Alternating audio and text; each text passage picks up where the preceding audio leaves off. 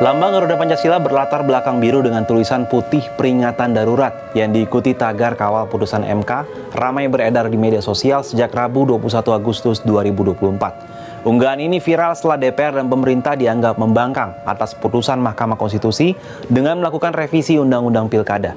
Hasilnya, pada Kamis 22 Agustus, gelombang protes terhadap DPR dan pemerintah pun digelar di sejumlah wilayah di Indonesia. Demonstrasi turun ke jalan dalam negara demokrasi merupakan hal biasa. Di Indonesia tercatat gelombang unjuk rasa menentang kebijakan penguasa dilakukan sejak era Orde Lama. Seperti apa? Rekam riwayatnya. Unjuk rasa di Indonesia telah terjadi sejak era Orde Lama.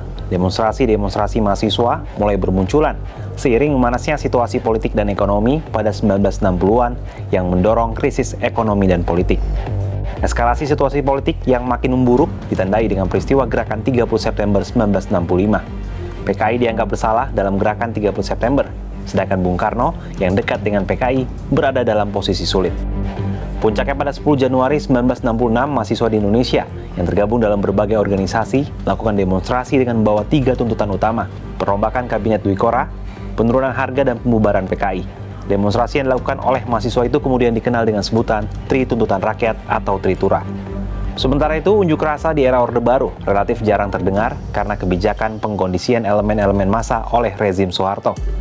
Namun, tetap ada aksi unjuk rasa mahasiswa yang tak bisa dikontrol penguasa dan terjadi pada era 1970-an. Kala itu, unjuk rasa dimotori oleh mahasiswa. Beragam kebijakan kontroversial yang dibuat oleh Presiden Soeharto, seperti penyederhanaan 10 partai politik menjadi hanya 3 partai, yakni Golongan Karya, Partai Demokrasi Indonesia, dan Partai Persatuan Pembangunan, serta duifungsi ABRI dan fusi seluruh organisasi kemasyarakatan menjadi pemicu lahirnya gerakan mahasiswa saat itu.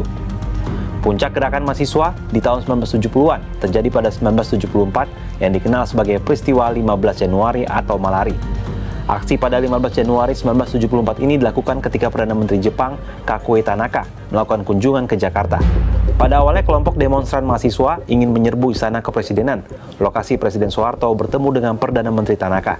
Namun usaha mereka digagalkan aparat sehingga kelompok demonstran marah. Peristiwa Malari ini berujung penangkapan para mahasiswa yang dianggap sebagai dalang kerusuhan. Sejumlah surat kabar juga dibredel karena memberitakan aksi represif pemerintah terhadap mahasiswa. Kuatnya konsolidasi Orde Baru didukung pihak militer membuat gerakan perlawanan dengan mudah dipatahkan.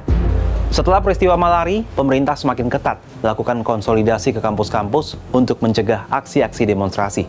Akibatnya gerakan mahasiswa kala itu mendapat pengawasan ketat pemerintah. Namun, ketidakpuasan terhadap rezim Orde Baru yang saat itu berkuasa membuat gerakan massa yang dimotori mahasiswa kembali bergejolak. Puncaknya terjadi pada peristiwa Mei 1998. Peristiwa Mei 1998 berawal dari krisis ekonomi akibat merosotnya nilai tukar rupiah terhadap dolar AS pada 8 Juli 1997. Penurunan nilai tukar menjadi efek domino, menyebabkan banyak perusahaan bangkrut dan jutaan orang kehilangan pekerjaan. Krisis ekonomi semakin terasa dampaknya di masyarakat setelah terjadi pengetatan kebijakan keuangan. Sistem ekonomi Indonesia kewalahan dan sebanyak 16 bank harus dilikuidasi. Morat-maritnya perekonomian berdampak terhadap naiknya harga bahan pokok makanan. Berbagai aksi mengkritik pemerintah mencapai puncaknya dengan peristiwa pendudukan gedung MPR DPR oleh mahasiswa pada 18 Mei 1998. Kuatnya desakan massa saat itu membuat Presiden Soeharto menyatakan mundur dari jabatannya pada 21 Mei 1998 sekaligus mengakhiri rezim Orde Baru yang telah berkuasa selama 32 tahun. Lengsernya Soeharto harus dibayar dengan jatuhnya korban jiwa akibat kerusuhan Mei 1998. 26 tahun pasca reformasi, unjuk rasa oleh publik masih terus berlangsung.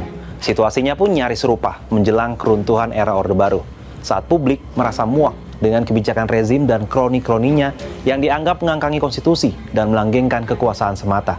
Tentunya gerakan ini jadi alarm keras bagi pemerintah, bahwa publik tidak tinggal diam. Publik tetap punya keberanian melawan jika sudah merasa jengah dengan pola para penguasa yang pongah. Kalau menurut sahabat Kompas bagaimana? Mungkin nggak gerakan massa yang pernah terjadi di masa lalu bisa kembali terulang?